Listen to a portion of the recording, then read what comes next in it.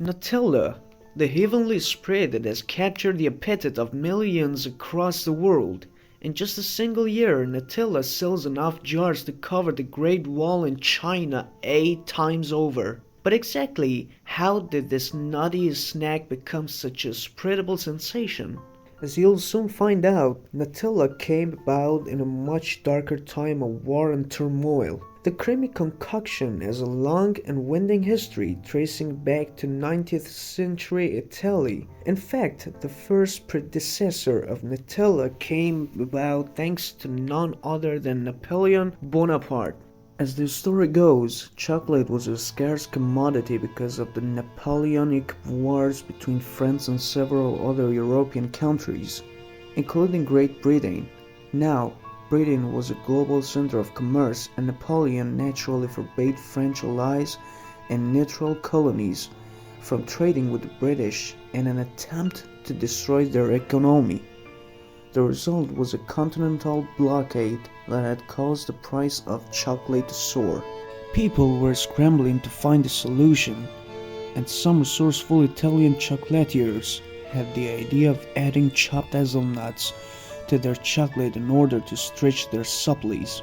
The result was a tasty paste that came to be known Gianduja. Whilst popular during the war, it faded into obscurity once cocoa imports returned to full swing. But you know what they say, history repeats itself, and it wasn't long before the shadow of another dictator threatened the Italian chocolate industry once more. Italian chocolate lovers just couldn't catch a break, it seems, as the country once again found itself in crisis in the wake of World War II. But the Italians were industrious and went back to their old ways of stretching their limited chocolate supply. This time, however, a pastry maker named Pietro Ferrero would take Gianduja to the next level. He created a new recipe using hazelnuts, sugar, and a tiny bit of cocoa he could get his hands on. The result was a thick, sweet loaf that he dubbed Gianduja.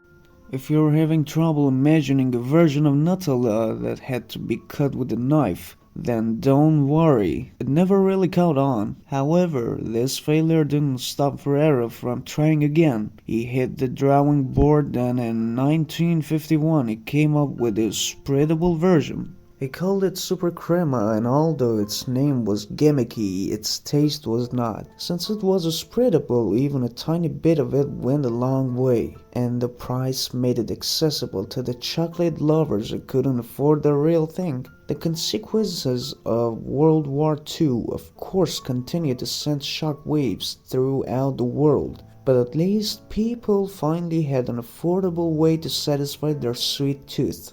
Now we fast forward to 1964, when Super Crema's recipe was adjusted for mass production and rebranded as Nutella. By that point, Pietro had handed over control of the company to his son, Michele. Over the next few decades, he would spread Nutella across Europe and then the United States, creating an empire that would have put Napoleon to shame. Of course, Michele wouldn't rest on his laurels, creating other iconic sweets like Ferrero Rocker and Kinder, but that's a story for another time.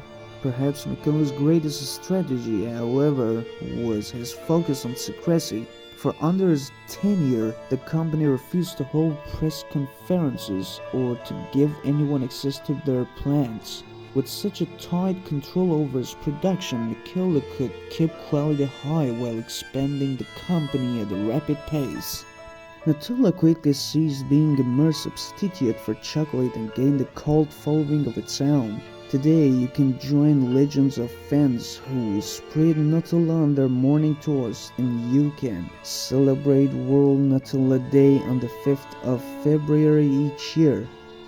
In many ways, Nutella is a testament to the perseverance of humanity. Today, Nutella is produced in multiple factories around the world and is consumed in over 160 countries.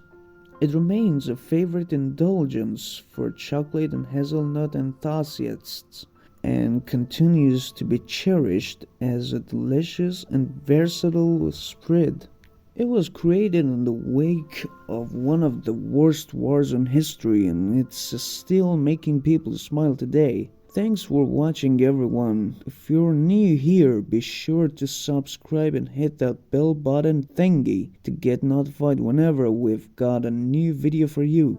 More importantly, however, I want you to drop a comment down below about which company you want to see featured next on Behind the Business. So let me know what your ideas are, and while you're at it, throw in a like. Thank you very much.